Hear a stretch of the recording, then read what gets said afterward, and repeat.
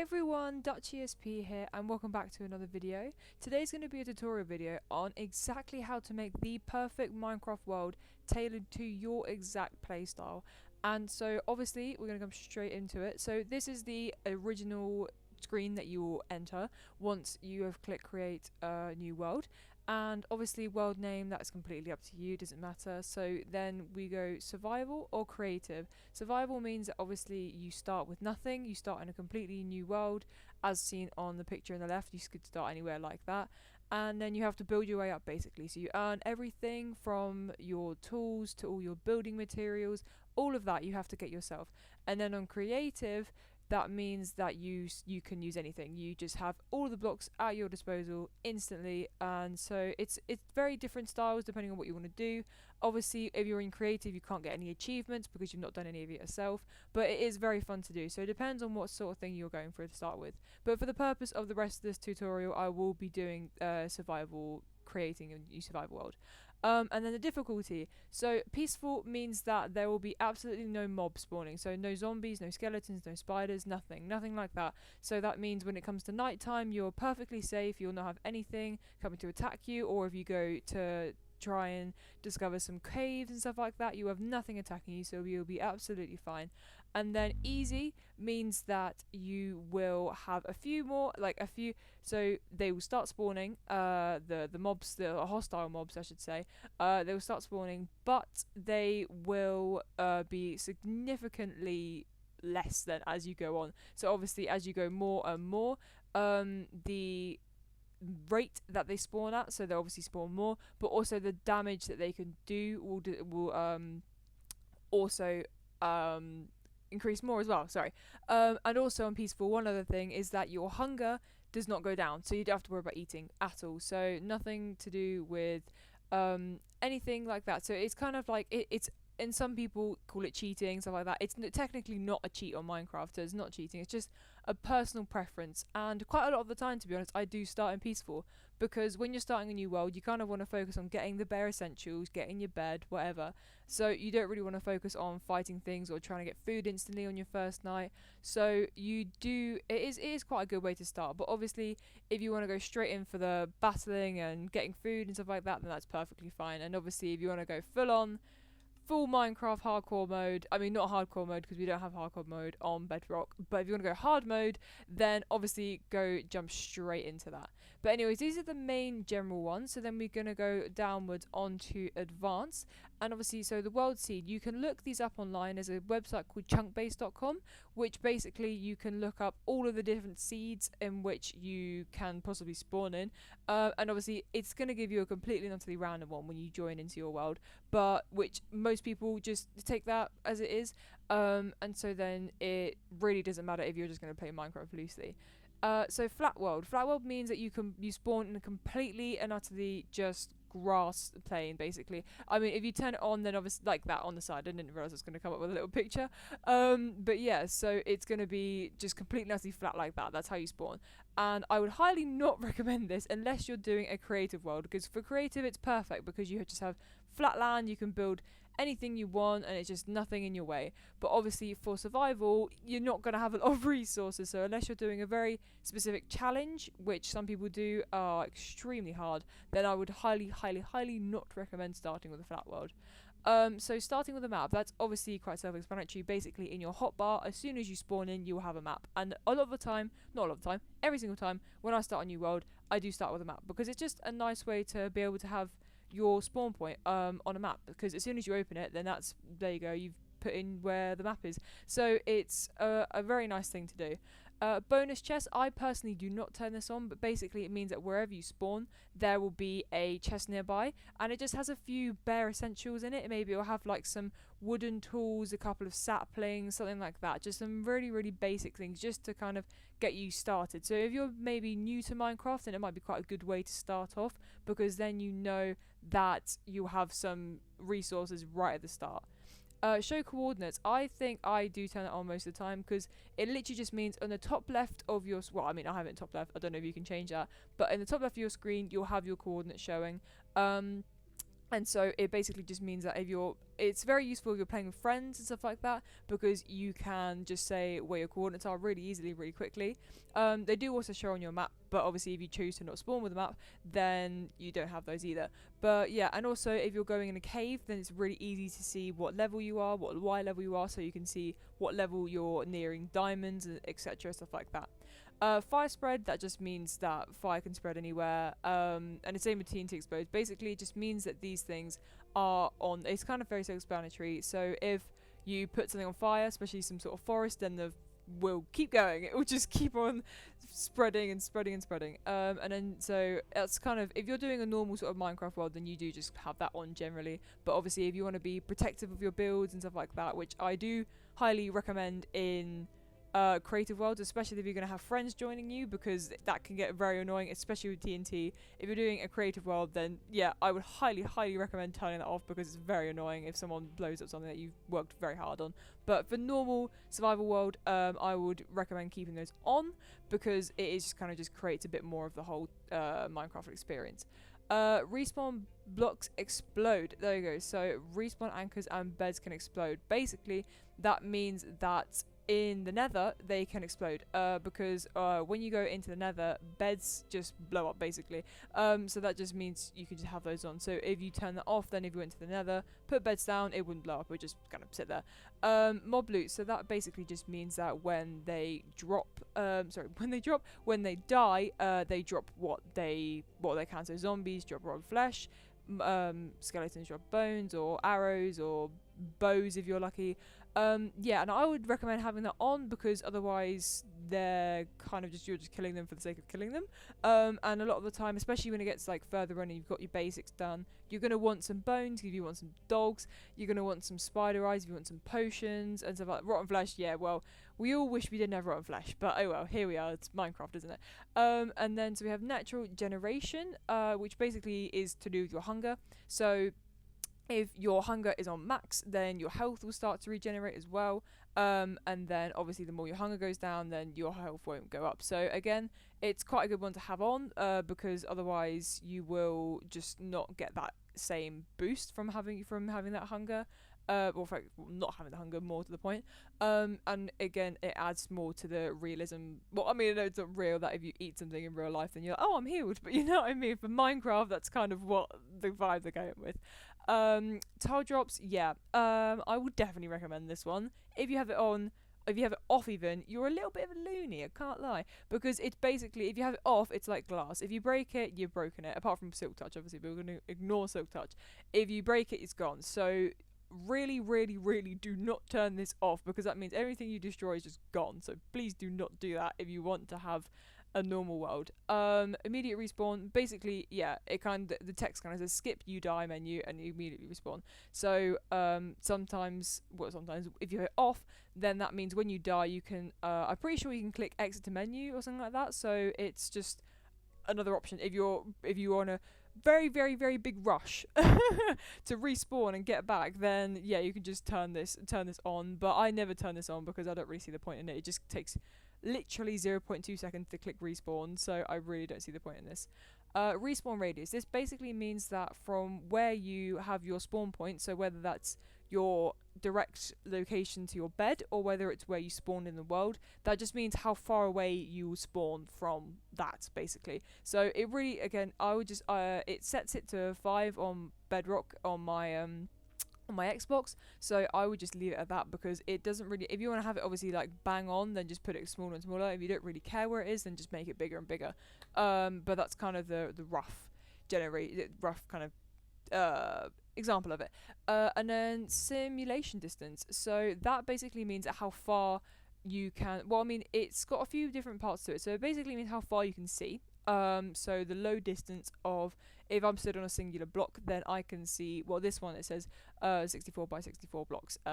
But also it means the processes that are going on in the background. So if you've got a farm back at home and you want it to keep going and going and going, or if you don't want any mobs to despawn that you've got like saved up, then obviously you would have it higher and higher, because you can see here it gets bigger and bigger. So if you want to just have it, so it sets the default as 4, But if you want to have loads of processes going on back at your base whilst you're trying to go off somewhere a bit further away, then you can up the different chunks that are available. So it's very selective. If you don't really have much of a preference on that and you just think that it's kind of just, oh, I'm just going to leave it how it is, then just leave it on 4. But yeah, that's kind of all of the advanced ones. Then we have multiplayer. So if you're going to be playing with friends, then, I mean, you can switch it off instantly if you don't want to have it. But for people who do want to have a multiplayer game, we have these different settings here. So player access, so basically that just means that when you're on the screen on Minecraft, the home screen, then if you go along to this is all on my all on Bedrock, by the way, which I've said before. But anyways, if you go to the middle one, it talks about friends, and so that basically means if you have it on friends, then they can just join if you're in your world. So if you're in your world, then they can just literally they can see you're on your world if you're appearing online, and then they can just join. Invited players, obviously self-explanatory. You can just they're only invite only, and then friends of friends obviously just means that one step further that your friends who are your friends can join as well. And then so default player permissions, so these have different things. So visitor means that they literally can just look, they can't do anything, they can't open doors, they can't build, they can't do anything. So if you're doing something, again, it's probably more applicable to a creative world, because if you've got quite a lot of valuable builds that you really don't want anyone touching, then obviously you can put them in in visitor, because then they can't do anything about your builds. And then remember, that's kind of the general one, because they can just basically interact your world just as anyone else would be able to do. And then obviously we have operator, which basically gives them the exact same permissions that you have. So you can kick them, you can use commands, you can do all of that sort of stuff. So I would recommend doing member if you're doing a survival world, because obviously then they can interact with your world as well. Or visitor if you're doing a really high-tech survival world or creative world that you really don't want anyone touching. But yeah, so going back to member, which is kind of the general one, which is default. There we go. So yeah, so visible to LAN members, players even. So players on your local network can join your world. So it basically just means carrying on from what this was here. So they can just see your world and they can just join instantly. Friendly fire, which is basically just once they join, they can attack you, you can attack them. So if you want to turn that off, if you want to have no combat, no feuds between anyone, then you can just turn that off and just have it so everything's lovely and peaceful in your world. But that's kind of it for the multiplayer ones.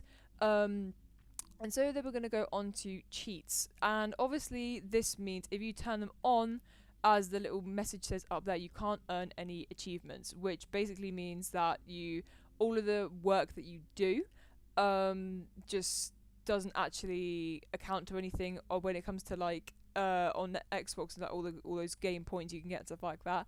But a lot of the time I do have them on because I just want to be able to have, because this top one is the saving grace of it, which is the only reason why I ever have it on. But yeah, so we're going to go pretend if you want all of your achievements and you do not want to have anything getting in the way of that, then please do not turn these on, because once you turn it on, you cannot go back. So if you start your world with cheats on, you cannot go back and then start getting achievements again. You'll have to start a whole new world, which if you start again early on, then it's fine. But obviously if you're quite far into your world and you're like, oh damn, I want achievements now, then you won't be able to get them back. So let's pretend that you want them on, just for the sake of the video. But obviously if you don't want them on, then you can skip this part. So we have daylight cycle, which basically means that the whole day is just going to go, day, night, day, night, day, night, as it normally does. And then we have always day, which basically means that no mobs will be spawning anytime soon unless you're going to a cave. And it just stays day the whole entire time.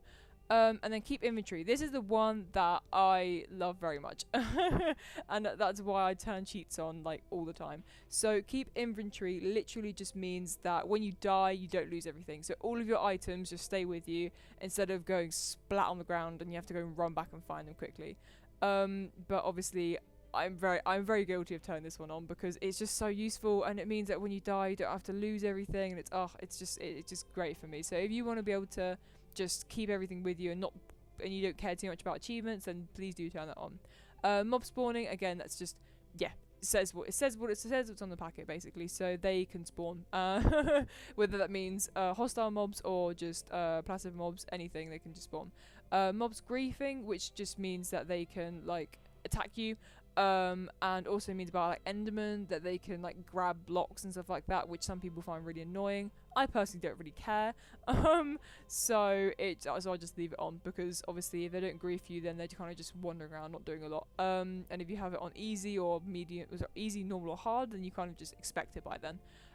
Entities drop loot, so that just means, so again it says here, non-mob entities like paintings drop items when destroyed. So again, I would have that on definitely for sure, because it's kind of like tile drops, in a sense that if you break something, then it would just disappear if you didn't have it on. So I don't quite know why anyone would have it off. And then weather cycle is like daylight cycle as well. So you just have a possibility of having all the different variants of weather that you can get in Minecraft. And so if you don't really like the rain, if you want to just have it sunny all the time, then just turn it off. But I don't really think that I care. I know quite a lot of people do actually have a big preference on this. So if you don't want to have it on, then just leave it off. Yeah. And then these two are kind of a bit more advanced, and they're kind of used a bit more in like servers or in creative mode and stuff like that. But I mean, in creative mode, it doesn't really matter because you're using cheats anyways. But yeah, so it just means about commands and command blocks, which are a very tailored style of Minecraft, which basically just kind of adapts it in certain ways, and you can do very, very, very cool things with it. But I'm not very up to date with all the command blocks and stuff like that you can do with them. So these are very, very, very specific, and you kind of have to be very I wouldn't bother. I mean, you can leave them on. If you've got cheats on, you just leave them on, because I wouldn't bother turning them off, because there's no point turning them off, because if you're not really in the know about commands, then you won't, especially if someone who's new to Minecraft, then you won't really be like fiddling around with them. But obviously, like console commands, those ones are useful if you want to be able to just teleport to someone or something like that, because that means you can just put it in the chat, and that just. But then actual command blocks, then I would just no, don't bother with those ones. Do not bother with those ones. And then education edition, that is really, it's kind of for school. I don't know if anyone remembers a while ago that some schools introduced like Minecraft as like a subject, which I'm very jealous of, but anyways. And then random tick speed, basically this just means that how quickly your world runs. So if like your day cycles will go quicker, the more you have, your crops will go quicker the higher it is, and stuff like that. So everything will basically happen quicker the higher your tick speed. So 1 is just the general one. So that will just be, if you've watched like YouTube videos of Minecraft, that would just be the norm of like how it's just the norm of basically how it goes. So you have 10 minutes of day, 10 minutes of night in real time, not in Minecraft obviously. But yeah, so that's all the cheats done. And then obviously resource packs. If you have any resource packs, then you can add them if you want. I have 4, I believe. Well, I mean, it says I have 4 apparently. But yeah, I thought I had more than that. Damn. Okay. But yeah, so you can add any of these 4 to your world, and it will just make it have a completely different texture, which can be really cool. But if you want to just go for the normal vanilla Minecraft, then just leave it as it is. And then we have behavior packs, which I don't have any, which is a shame.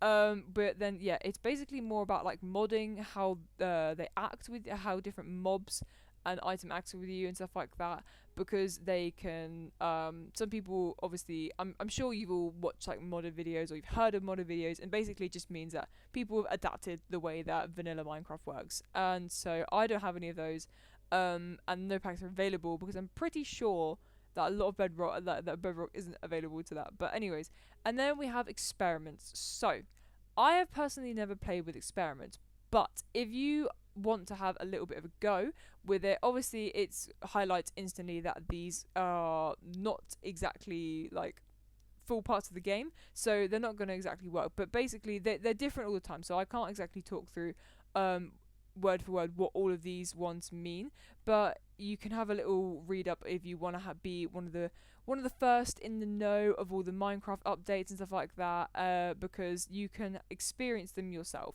before they actually get released to the big updates and stuff like that. So yeah, that's kind of what the experiments are and stuff like that.